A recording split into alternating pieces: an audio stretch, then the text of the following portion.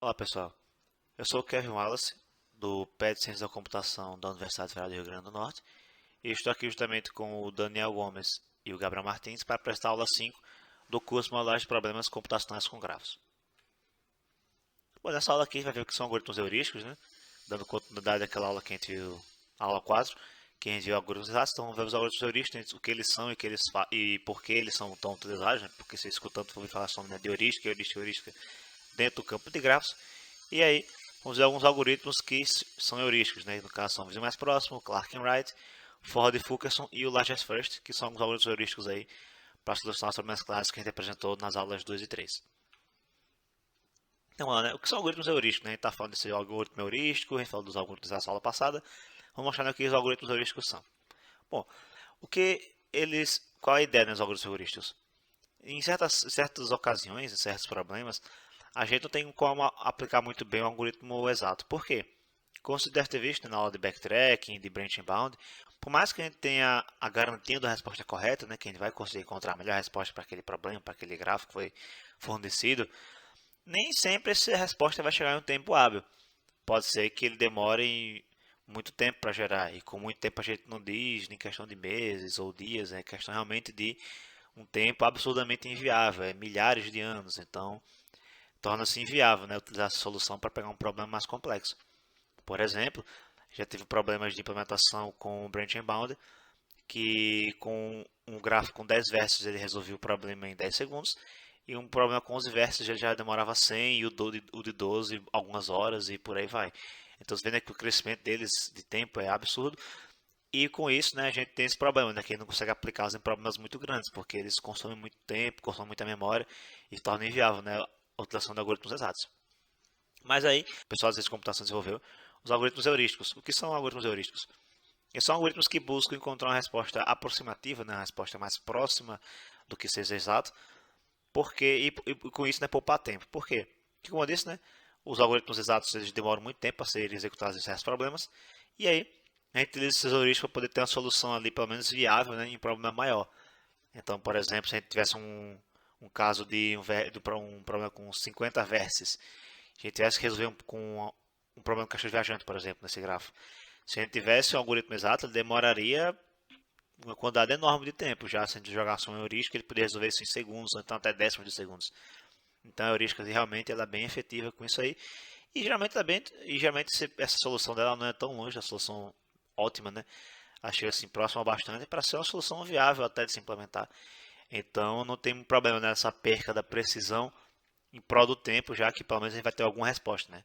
Em vez de ter que esperar, né, o tempo todinho de vida da Terra para poder obter uma resposta exata. Bom, e com isso, vamos à nossa primeira heurística, né, que é a heurística para o problema do castelo viajante, que é o vizinho mais próximo. Bom, o algoritmo de Bellmore-Hauser, que também é conhecido como vizinho mais próximo, né? Vocês podem encontrar os dois nomes na literatura, né, tanto chamando esse algoritmo de vizinho mais próximo, como chamando, né, de algoritmo de Bellmore-Hauser.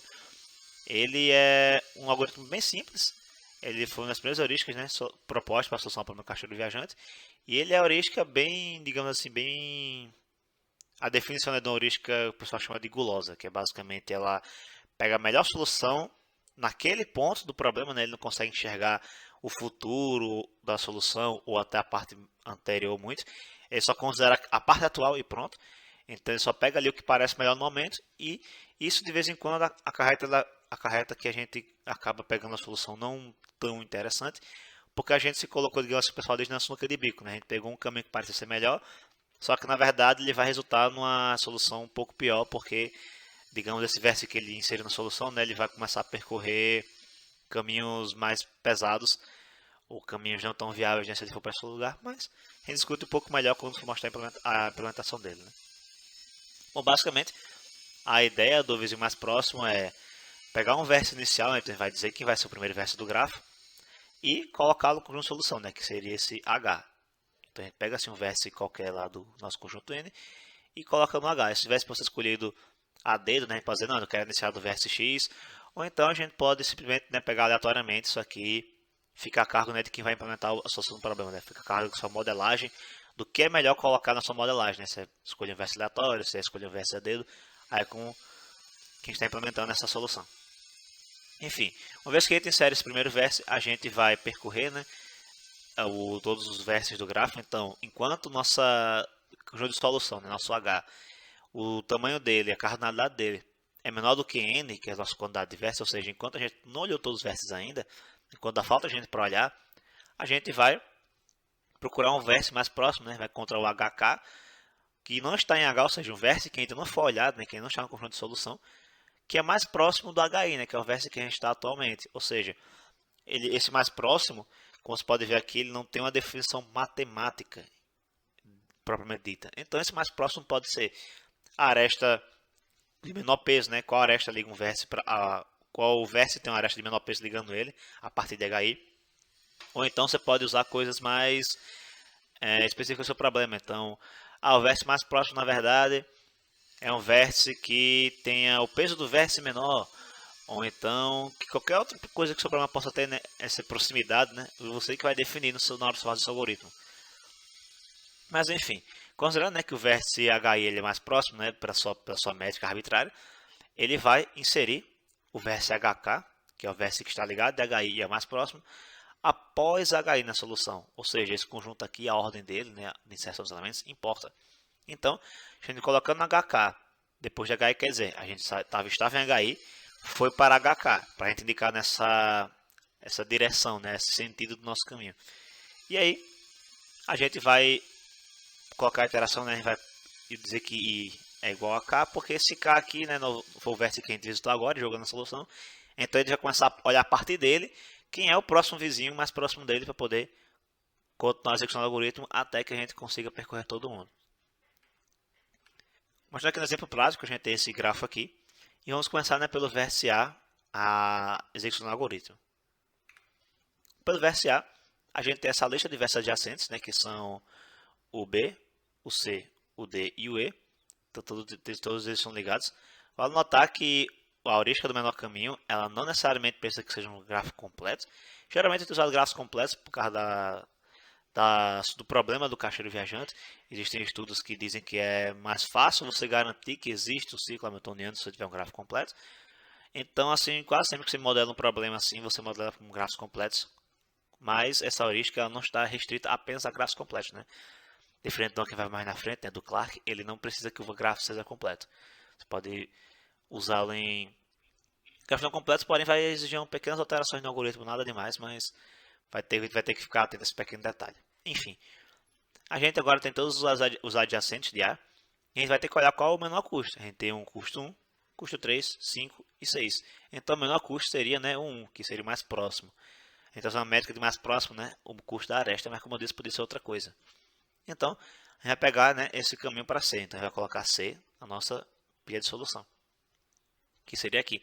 Eu estou colocando como lista de vértices visitado, porque geralmente é assim que a gente marca, né? A gente marca quem a gente já passou, para saber, né, onde a gente está na solução atual, né, e para a gente não olhar o vértice que a gente já olhou. Então, a gente insere o HK próximo depois de HI, ou seja, C depois de A, e voltando à próxima interação. A gente vai olhar aqui todos os vizinhos de C. E a gente pode ver, né, que tem uma de peso 2 para E, a gente tem uma de peso 10 para B e uma de peso 6 para D. Então vamos pegar, né, o E, seguindo o algoritmo, e inseri-lo aqui depois de C na lista. E continuando, né, a partir de E, mais duas escolhas, uma de 7 para B e uma de 8 para D. Vamos pegar a de B, que tem custo menor. E em B a gente só tem uma opção, né, que é ir para D. Por mais que a de A seja menor, a gente já visitou A. Então A não vai ser olhado, a gente não vai olhar para A na solução. Então a gente vai só tem essa opção para D, que é o custo 15, então a gente coloca D aqui dentro. E aí a gente vai chegar na condição de parada, né? Enquanto o nosso conjunto de solução foi menor do que o tamanho dele, a cardinalidade dele foi menor do que o nosso quantidade de vértices, a gente continua. Agora a quantidade dele é igual, a gente tem 5 aqui e 5 aqui, então a gente para. Mas vale notar que a gente ainda não fechou o ciclo hamiltoniano, certo? Porque falta voltar para A. E aí, também isso aqui vai depender de quem está implementando o algoritmo, né, de como você deixa de implementar essa resposta. Ele poderia aplicar essa busca em D, e aí quando a gente visse que essa condição for atendida, a gente olharia tipo, D vai ter que olhar para A, porque ele poderia ter mais de uma aresta aqui. Lembra que o vizinho mais próximo, ele não precisa ter um gráfico completo, então poderia ter poderia ser um multigrafo aqui, né, poderia ter vários arestas ligando D e A e por assim vai. Então ele poderia ter que olhar isso aqui para poder fazer essa volta, ou no nosso caso, a gente simplesmente, como a gente sabe que a gente só vai ter só uma aresta, né? A gente só coloca a aresta DA, que a gente sabe que ela não foi visitada, né? Porque a gente nunca foi de A para D direto, a gente só foi para D no final. Então, no nosso caso, ele vai colocar a aresta aqui automaticamente, né? Depois do enquanto. Mas se você estiver implementando de uma forma diferente, né? Se tiver vários arestas ligando esses vértices, ou então sua modelagem você preferir, né, procurar um caminho menor entre D e A, alguma coisa do tipo, você pode implementar isso aí sem problemas. Essa parte fica livre, né, para quem está implementando. E com isso, a gente fecha aqui o nosso ciclo, né? Esse caminho vai ter custo 30. Então, esse caminho hamiltoniano aqui ele vai ter peso 30, né? E fica a pergunta: existe um caminho melhor do que esse? Né? Existe uma solução melhor do que essa que a gente possa encontrar nesse grafo? E tem. A gente tem que esse caminho, né, em vez de subir por C, a gente passando aqui por B, né? Fazendo esse caminho assim, digamos, por baixo. A gente já poupa bastante custo, né? A gente já poupa aqui 7 de custo. Esse caminho aqui tem custo 23, enquanto o outro tem custo 30. Então aí cai, né, o problema das heurísticas, que é porque eles não garantem, né, a melhor solução. Então, como a gente viu aqui, voltando um pouco, ele pegou o C, que era o menor custo, até aí tudo bem. Ele pegou o E, que era o menor custo, tudo bem. Só que em E, você pode ver que quando vai para B é quando acontece a cilada, né? Porque ele vai começar a pegar essa aresta aqui de peso 15 para terminar, que é a maior aresta do grafo. Então, às vezes, né, como ele é um algoritmo guloso, ele só enxerga o que está na frente dele, ele vai pegando, né? Pá, peguei C, peguei E, peguei B, e aí só vai olhando a parte atual, né? Que é o menor atualmente, não considera, né, o resto do grafo, não considera os passados como na sua solução, né? Ele só vai pegando o próximo. Isso pode causar, né, que ele pegue esses caminhos aqui que não vão ajudar bastante. Esse é um dos problemas, né, do menor caminho. E das heurísticas como um todo, né? Muitas heurísticas elas têm esse caráter guloso, não todas, mas boa parte delas tem. Infelizmente elas caem nesse problema. Mas você pode ver aqui que o custo não foi tão diferente, tipo 7 de custo, né? Nada tão absurdo assim. Então, por mais que a gente tenha encontrado a melhor solução, a solução ainda foi boa o suficiente para a gente conseguir solucionar de forma interessante o nosso problema. Agora que a gente já viu, né, o nosso vizinho mais próximo, que é o problema que soluciona o caixeiro viajante, a gente vai para o algoritmo de Clark and Wright, que ele é a heurística para solucionar o problema dos roteamentos de veículos. Então, não que a gente não possa só o vizinho mais próximo para solucionar o problema de veículos, só que a gente vai ter que ter aquela ideia dos subgrafos, né? Então, quando a gente tiver mais de um veículo, a gente vai fechar mais de uma rota, e vai ter que lembrar disso aí. Então, o vizinho mais próximo ele pode ser utilizado sim para o roteamento de veículos, mas tem que levar essa consideração, né? Tem que tentar fechar a rota. Isso aí é ter que criar vários ajustes no algoritmo. Então, vai precisar aqui outra solução, né? O Clark and Wright, que é um algoritmo já feito para roteamento de veículos, né? Ele já tem esse caráter de ser alinhado àquele problema. E ele é bem mais fácil de ser encaixado do que o vizinho mais próximo com algumas alterações, né? Bom, essa heurística também é com das economias, então assim como o vizinho mais próximo, né? Ela pode possuir dois nomes na literatura, tanto o nome de heurística das economias quanto o algoritmo de Clark and Wright.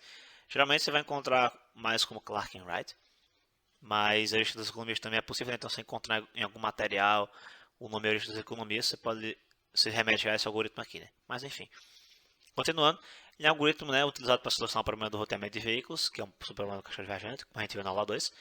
E a execução dele, né, ele se baseia em montar uma lista de economias.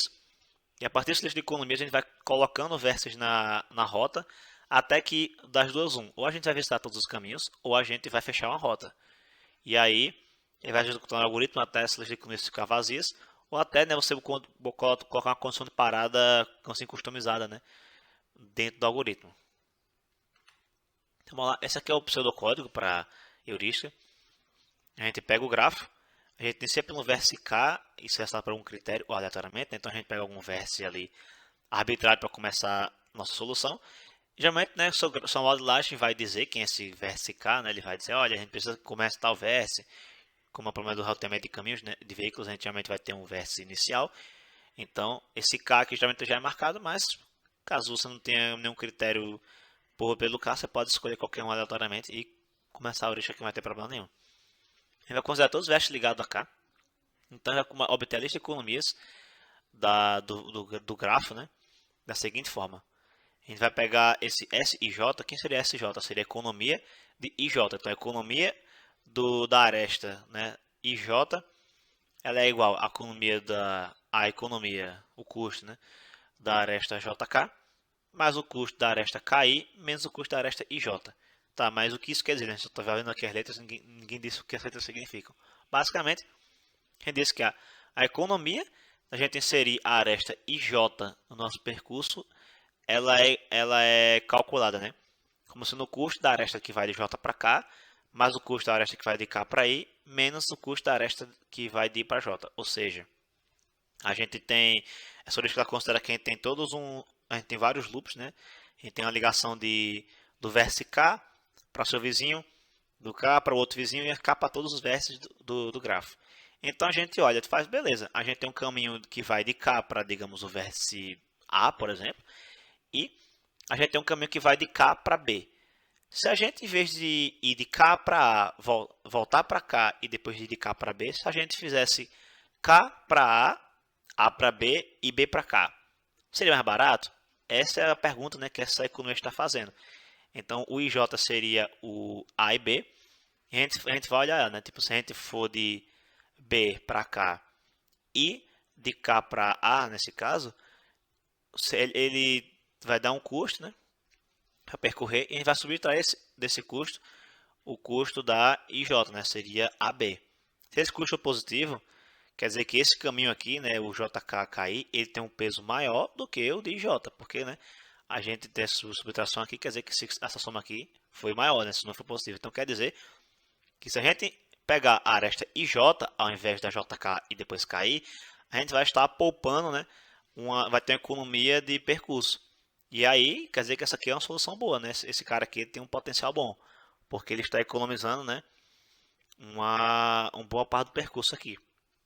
Da mesma forma que isso aqui for negativo, quer dizer que a gente está adicionando. Então, se a gente passar por IJ, seria pior do que a gente ir para JK, voltar, ir para KI e continuar. Então, isso é isso que esse SJ quer dizer, né? Quer dizer que a gente está tentando inserir um cara no meio desse caminho e vendo se ele é maior ou menor esse percurso.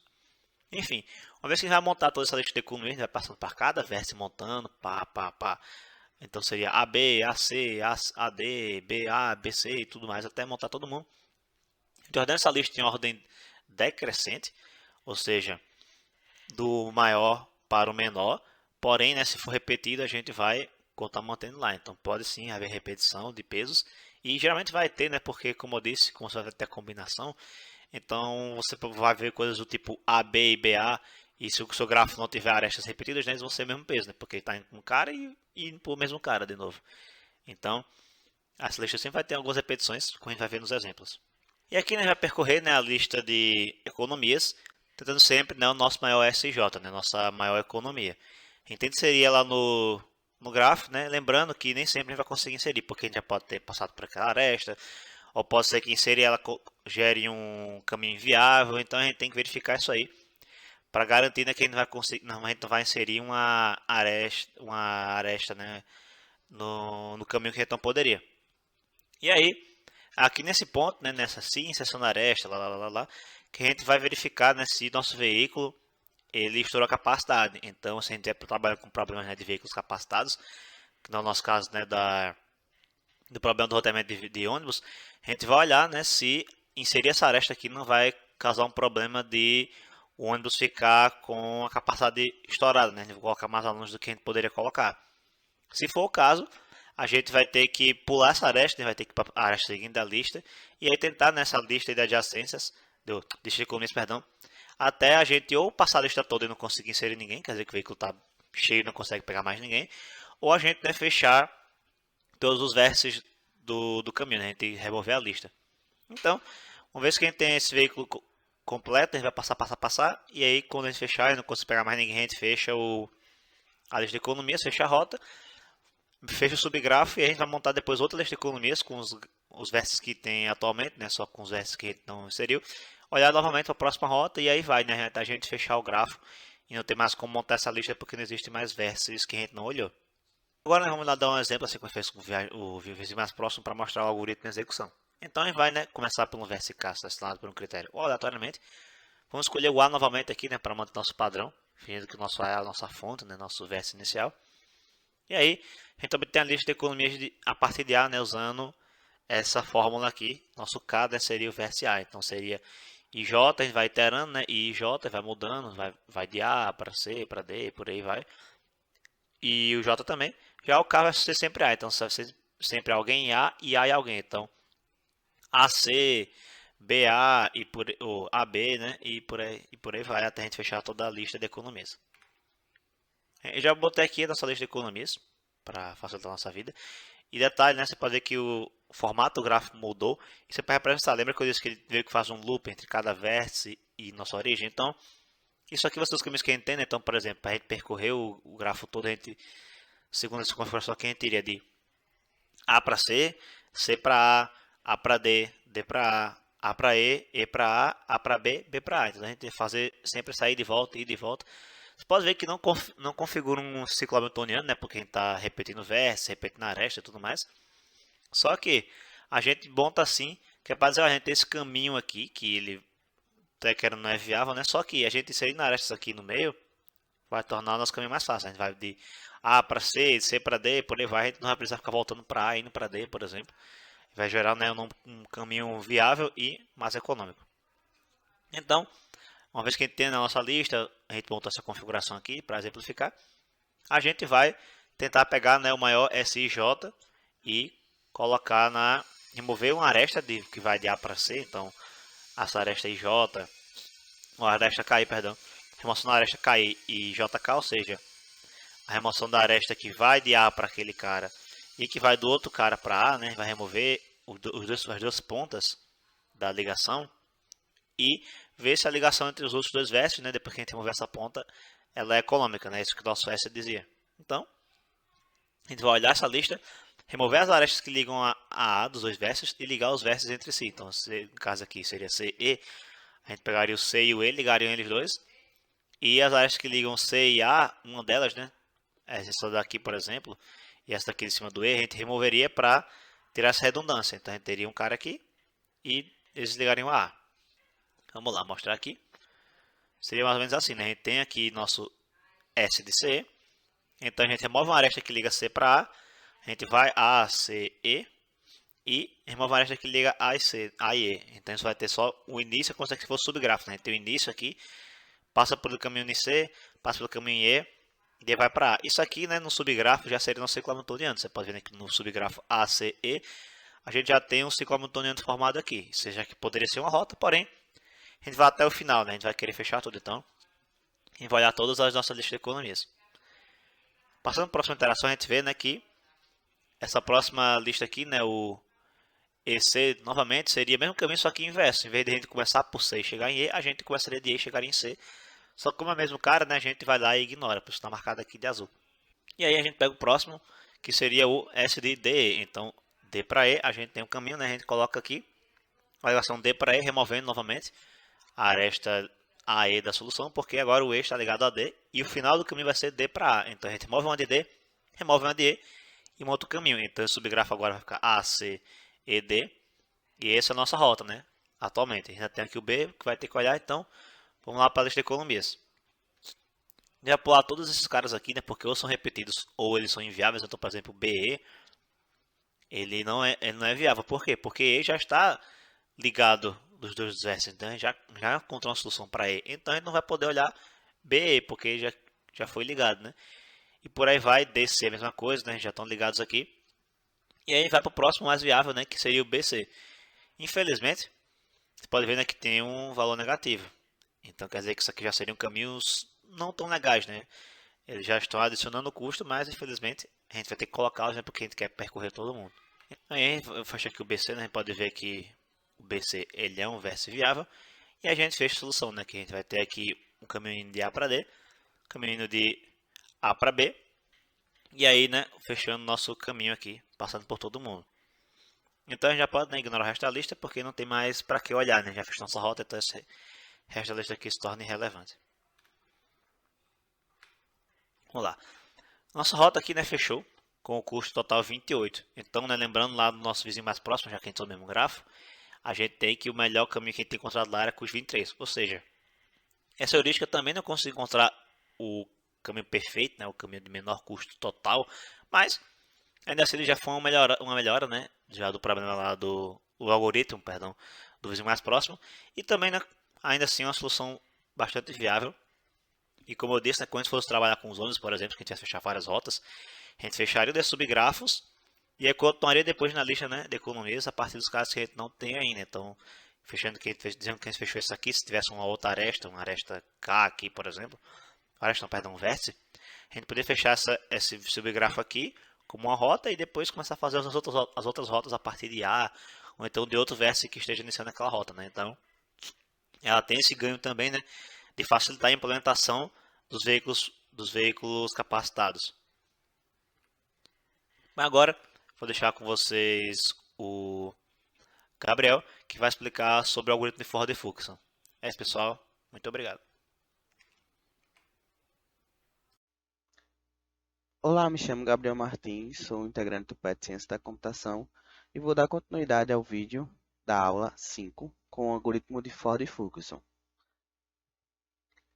O algoritmo de Ford-Fulkerson, também é conhecido como o algoritmo dos pseudos caminhos aumentadores, resolve o problema do fluxo máximo, que é um problema de fluxo em redes.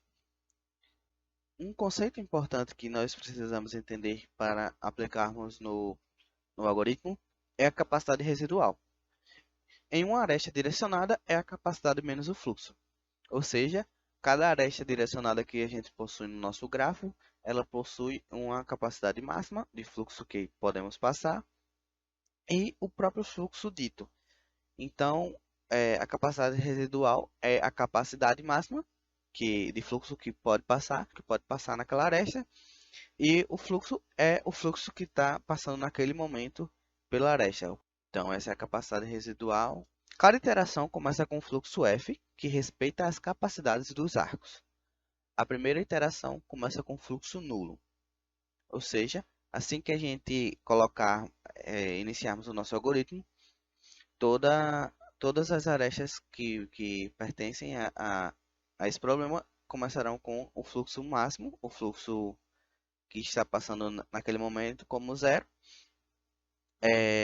e conforme a gente vai iterando, né? Conforme a gente vai iterando, esses valores vão sendo incrementados.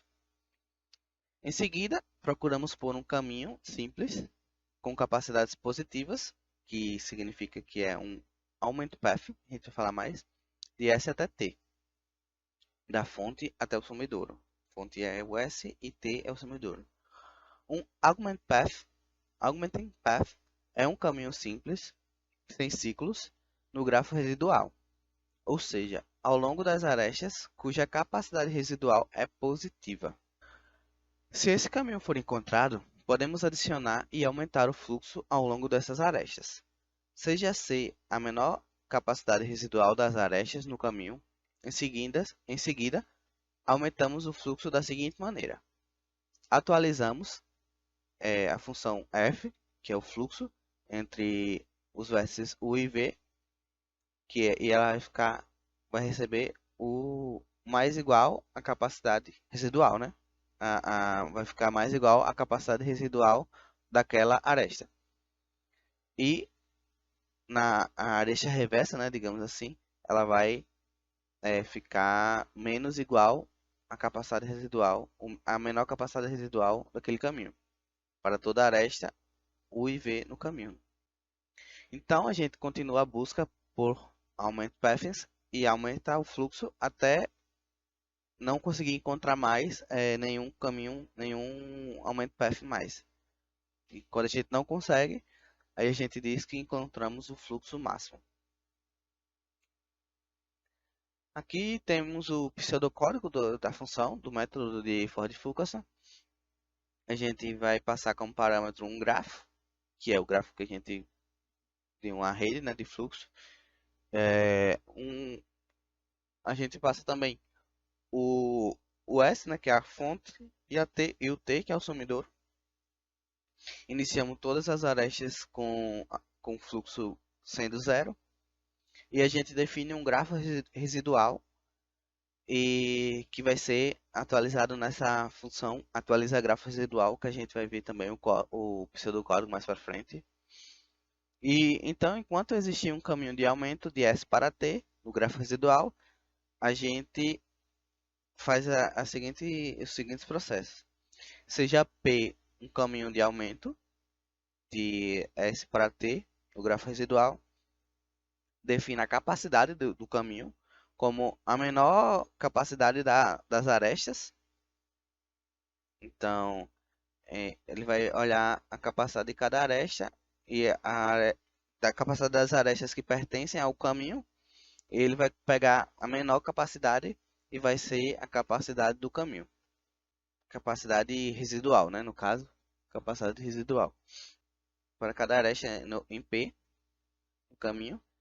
Se a aresta tem direção de S para T, então faça F de A recebe F de A mais capacidade residual do caminho, né? Que foi que a gente definiu acima, em G. Caso contrário, faça F de A recebe F de A menos a capacidade residual do caminho em G. E aqui a gente atualiza novamente o grafo residual, passando o grafo e a função, e retorna F. E agora vamos ver como é que significa, como é que a gente implementa ou atualiza grafo residual.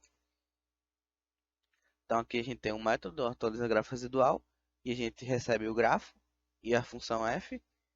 E para cada aresta, u, v em g, se f de a for menor do que a capacidade de a, então insira a aresta AR, né, no grafo residual com a capacidade da aresta sendo igual à capacidade da aresta A de UAV menos o fluxo que passa nessa aresta A. A gente adiciona essa aresta no grafo residual. Se o fluxo for maior do que zero, então insira a aresta reversa, né, no grafo residual, a aresta reversa com a capacidade da aresta igual ao fluxo que está passando na aresta. E aí retorne o G de R. A gente vai entender melhor quando estiver mostrando o exemplo agora. Então aqui a gente vê um grafo de 6 vértices com uma fonte e um sumidouro, né, o S e o T, e os vértices A, B, C e D. E a gente tem o primeiro valor de cada aresta, que representa o fluxo, que é esse zero, os zeros aqui, todos estão em zeros, como é o início da iteração, né, o início do algoritmo, a gente seta sempre como zero, então aqui já todos os fluxos estão setados como zero. E o segundo valor representa a capacidade máxima de fluxo que essa aresta pode receber. Então vemos que de S para A, por exemplo, tem 7, de A para B tem 5 e etc. Então a gente vai vai procurar e vai encontrar o caminho que tem o melhor caminho que pode enviar mais fluxo para da fonte ao sumidouro, que atualmente é esse caminho de S, que sai de S, passa por A, passa por B e ele termina em T. E a capacidade residual dessas arestas são 7, 5 e 8, porque né, 7 menos 0, 7, 5 menos 0, 5 e 8 menos 0, 8. Então a gente vai pegar o mínimo dessa aresta, o mínimo dessas três capacidades residuais que encontramos e vai aumentar o fluxo nesse valor do mínimo. Então aqui a gente vai enviar de S para A um fluxo de 5, depois vamos enviar de A para B um fluxo de 5 e depois vamos enviar de B para T um fluxo de 5 também. E aí a gente atualiza aqui nosso grafo e ficamos com 5 de fluxo no momento e com a capacidade 7, de A para B a gente completa o fluxo, então a gente está de 5 de fluxo e 5 de capacidade, não podemos mais passar nenhum fluxo aqui. E aqui temos o fluxo de 5 e a capacidade de 8, a gente ainda pode passar 3 de fluxo aqui. Então a gente vai procurar outro aumento path para continuarmos o nosso algoritmo e aumentar ainda mais o fluxo, que aqui nós terminamos com o fluxo de 5, chegando no sumidouro. Então, depois que a gente procura um caminho de aumento, né, a gente acha esse caminho agora que sai de S, passa por D, passa por A, por C e termina no T. E as capacidades residuais deles são 4, 3, 3 e 5. Portanto, a gente pode aumentar o fluxo no mínimo dessas capacidades residuais, que é 3. Então, a gente vai mandar de S para D 3, de D para A 3, de A para C 3 e de C para T um fluxo de 3 também. Atualiza. A gente ficou aqui agora com um fluxo chegando de 8 no sumidouro. Então, vamos procurar mais um aumento path. A gente encontra esse caminho que sai de S, passa por D, passa por C, por B e termina em T, com as capacidades residuais 1, 2, 3 e 3. Então, pegamos o mínimo novamente, que é 1, e mandamos o fluxo. Então, de S para D mandamos 1, de D para C mandamos 1, e assim por diante até chegar em T. E atualiza. Aqui, do S para o D, nós completamos, do D para o A completamos, do A para o C também. Mas do S para o A ainda temos possibilidades de mandar mais 2 de fluxo. E nesse momento estamos com 9 de fluxo chegando ao nosso sumidouro. Então, será que a gente consegue encontrar mais um caminho? Que a gente vê aqui, ó. Aqui tem possibilidade, mas do A para o B não tem. E do A para o C também não tem. E aí nós não temos nenhuma aresta que saia do A e chegue em outro ponto que não esteja mais cheia. Será que nós conseguimos então encontrar outro caminho? Vamos ver. E a gente encontrou dessa vez o caminho SADC, terminando em T, com as capacidades residuais de 2, 3, 1 e 2. Então, pegamos o mínimo e é 1, então a gente vai aumentar o fluxo em 1. Mas esse caminho é bem interessante, porque ele inclui a aresta AD. E a gente vê aqui que de A para D, a gente não tem aresta saindo de A que chega para D. A gente chama essa aresta de aresta reversa, como a gente mostra aqui, aresta reversa AD, que na rede de fluxo original a gente não tem permissão para enviar nenhum fluxo de A para D. Mas como já temos um fluxo de 3 de D para A, isso é possível. A intuição é, em vez de enviar um fluxo de 3 de D para A, enviamos apenas 2 e compensamos isso enviando um fluxo adicional de 1 de S a A, o que nos permite enviar um fluxo adicional de 1 ao longo do caminho D, C e T. Agora é impossível encontrar um caminho diferente sem ser esse, né? Então a gente chega no fluxo máximo. Mas deixa eu explicar aqui. Aqui a gente tinha a possibilidade de enviar um fluxo aqui. E temos a capacidade máxima, a capacidade de D para C aqui, sobrando um aqui que a gente poderia enviar, né? Um de fluxo. Então, o que a gente fez? Nós mandamos um de fluxo aqui do S para o A, como a gente viu. Aqui, essa aresta estava completa, né? De 3 de fluxo com 3 de capacidade. Então, a gente forçou esse fluxo a voltar. Enviamos um fluxo de 1 de A para D, forçadamente. E a gente compensa esse fluxo que voltou para cá, colocando ele aqui nessa reta. Então, a gente tirou aqui, mas a gente vai compensar no resto do caminho. No resto do caminho. Então, a gente vê que dessa forma, com essa compensação, a gente consegue fazer um fluxo maior que a gente tinha. Nós tínhamos um fluxo de 9 e agora a gente consegue ter um fluxo máximo de 10. Então, dessa forma, nós terminamos o algoritmo, pois não encontramos mais nenhum caminho de aumento. Não tem como encontrar mais nenhum caminho de aumento. Então, está finalizada a execução do nosso algoritmo de Ford-Fulkerson. Então, eu vou deixar vocês agora com a apresentação do Daniel Henrique. Muito obrigado. Tratando agora do algoritmo Largest First, que é justamente o algoritmo que busca solucionar o problema da coloração em vértices, nós vamos possuir o seguinte pseudocódigo.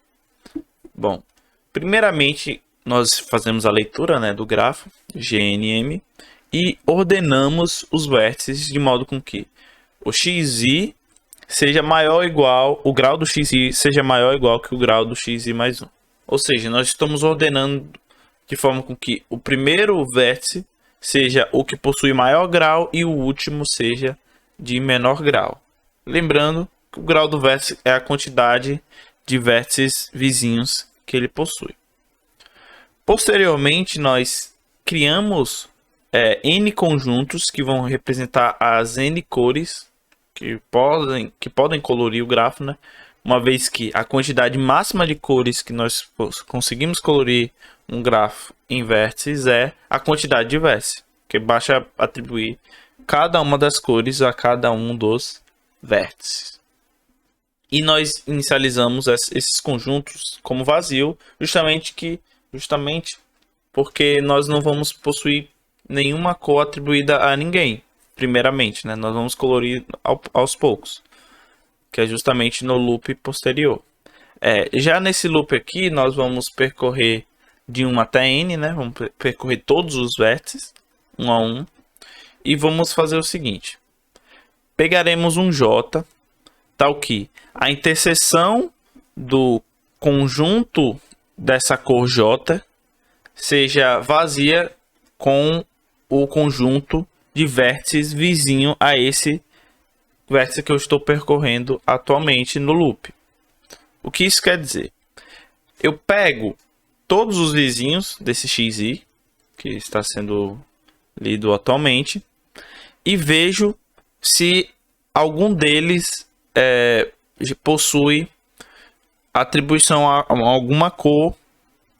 Por exemplo, se um tiver atribuído a cor 1, aqui está aqui no conjunto C1, o menor vai ser o C2, uma vez que não teria nenhum desses vizinhos no conjunto C2. Com isso, eu vou pegar justamente esse menor valor, atribuir a esta variável temporária K, para com que eu insira o vértice atual no conjunto das cores K. Agora, eu irei apresentar para vocês um exemplo para deixar um pouco mais claro o funcionamento do algoritmo, que é bastante simples. Tendo esse grafo aqui, o primeiro passo, né, vai ser a leitura e a ordenação dos vértices com base no grau. Se vocês verem aqui, o x5 aqui possui 6 vizinhos, logo vai possuir um grau 6. Então ele vai ser o primeiro, né, vértice do conjunto que eu vou percorrer. E quando, por exemplo, há um vértice que tem um grau maior, ou que possui um grau igual ao outro, a ordem vai ficar de acordo com o que você escolher, aleatória, né? Por exemplo, aqui o x3 e o x6, ambos possuem grau 3, e eu coloquei primeiro o x3, mas vocês podem até posteriormente fazer um teste de como ficaria se o x6 ficasse na frente do x3 e mexer com essa ordem quando os graus são iguais, que isso vai influenciar sim no resultado final do algoritmo. Mas vamos dar continuidade.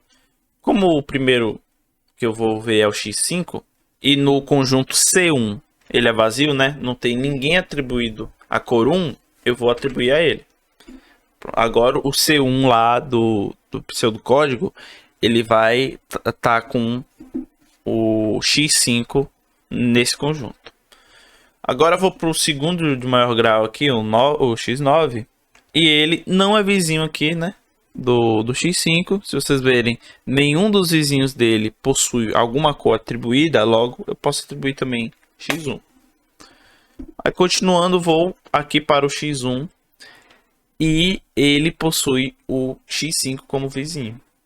Logo, quando fizer aquela interseção do conjunto de todos os vizinhos de X1 com o C1, eu vou dar que a interseção não vai ser vazia e vai retornar o X5. Logo, eu tenho que atribuir a cor 2. Aí, seguindo na ordem, né, eu tenho que o X2 é o próximo e ele é vizinho tanto do X9 quanto do X1. Portanto, eu tenho que atribuir a cor 3. Se vocês verem, né, é sempre assim o funcionamento do algoritmo. Eu faço a interseção dos vizinhos com o C1. Deu que não é vazio. No caso, por causa que tem o X9 aqui. Aí faço a interseção com o C2. Deu que não é vazio porque tem o X1 aqui. Aí faço a interseção com o X... com a cor 3. Se vocês verem... A cor 3 estava vazia, né? O conjunto, porque ninguém estava pintado com a cor 3. Então, eu atribuo a esta cor. Agora, aqui no X4, ó, ele vai possuir o 1, o 2, o 3 como vizinho. Logo, eu tenho que atribuir a cor 4. Já no X7, ó, se vocês verem, ele tem interseção aqui com X, com a cor 1, né? O conjunto de vértices vizinhos vai ter a interseção com a cor 1, vai ter com a cor 4, porém, como eu pego sempre o menor, ele não tem interseção com a cor 2. Se vocês verem, ó, o único com a cor 2 é este vértice aqui e ele não é vizinho. Logo, eu posso atribuir sim aqui a cor 2 para ele. No X3, a mesma coisa, eu vou ter interseção com o conjunto de C1, vou ter interseção com o conjunto de C2, vou ter interseção com o conjunto de C3, mas não vou ter com o conjunto de C4, então eu posso atribuir aqui a cor 4. Chegando aqui na etapa final, eu tenho aqui o X6 e os únicos vizinhos dele são atribuídos à cor 1. Então, é simplesmente apresentar... colorir com a cor 2. O X8 vou colorir com a cor 3, porque nos vizinhos eu tenho a cor 1 e a cor 2. E por último, o X10 eu vou ter vizinhos a cor 1, a cor 2, a cor 3. Então, eu vou colorir com a cor 4. Bom, e temos assim a disponibilidade final do grafo, como ele foi colorido. Notem que se eu fosse colorir de uma maneira mais burra possível, que é atribuir para cada um dos vértices uma cor, eu ia ter 10 cores. Porém, nesta atribuição aqui, eu possuía apenas 4, que justamente é um resultado bastante interessante para esse algoritmo e para esse problema. Que embora esse algoritmo não seja um algoritmo exato, ele sempre vai ter uma boa resposta aproximada para o problema. No caso aqui, ele retornou um número cromático de 4 e retornou também aqui toda a distribuição de cores com base no fluxo que é seguido do algoritmo. E isso foi tudo, pessoal. Nós nos vemos na próxima aula. Essas são as referências, principalmente o livro dos Goodbar aqui, de conceitos, algoritmos e aplicações de grafos. Ele vai ter vários desses algoritmos, tanto a parte teórica, tanto com algum exemplo. E, e também vocês podem utilizar o livro do Cormen para complementar no estudo de vocês.